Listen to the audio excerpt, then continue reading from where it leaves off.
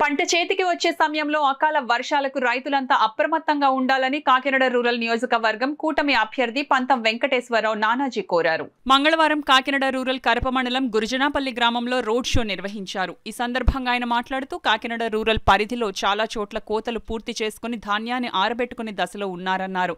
ఆరుగాలం శ్రమించిన రైతులు నష్టపోకూడదని చేలల్లో ఉన్న ధాన్యం ఒబ్బిడి చేసుకోవాలన్నారు.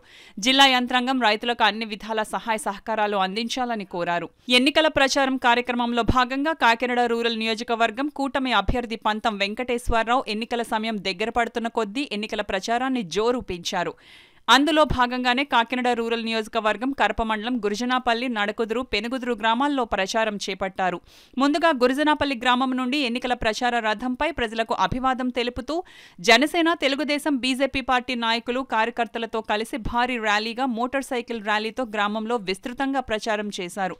ఈ ప్రచార కార్యక్రమంలో తెలుగుదేశం పార్టీ నాయకులు నులుకుర్తి వెంకటేశ్వరరావు, మాజీ సర్పంచ్ పంపన కన్నారావు, కృష్ణ, సర్పంచ్ పెంటపాటి సుబ్రహ్మణ్యేశ్వరరావు, గట్టి రవి, అధిక సంఖ్యలో జనసేన, తెలుగుదేశం, బీజేపీ నాయకులు, కార్యకర్తలు పాల్గొన్నారు. జగన్మోహన్ రెడ్డి ఒకటే అడుగుతా ఉన్నాను. నువ్వు నిన్న మచిలీపట్నంలో చెప్పావు, ఆల్మోస్ట్ నేను పార్టీ నుంచి ఎన్నికల నుంచి విరమించుకుంటున్నానని చెప్పావు. సగౌరవంగా విరమించుకుంటే మంచిది.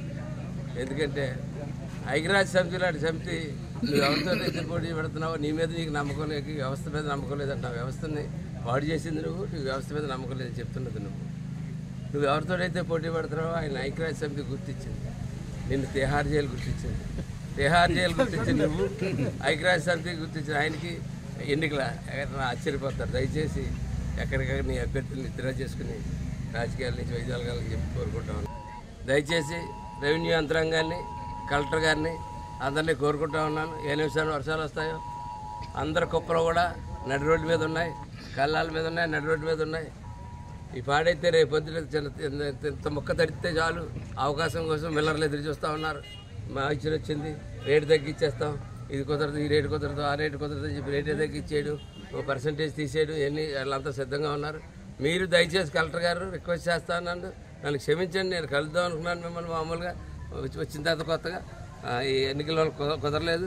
దయచేసి నా రిక్వెస్ట్ మీడియా ద్వారా తీసుకుని ఖచ్చితంగా కొంచెం రైతులందరికీ కూడా టార్పాళ్ళు అవి ఏర్పాటు చేసి వాళ్ళ ధాన్యం తడకుండా ఏర్పాట్లు చేయవలసిందిగా రెవెన్యూ యంత్రాంగాన్ని కోరుతాను. రైతుకి ఏ ఆపద వచ్చినప్పుడు ఈ టైంలో కొంచెం ప్రభుత్వం అండగా నిలబడాలని చెప్పి కోరుకుంటున్నాను.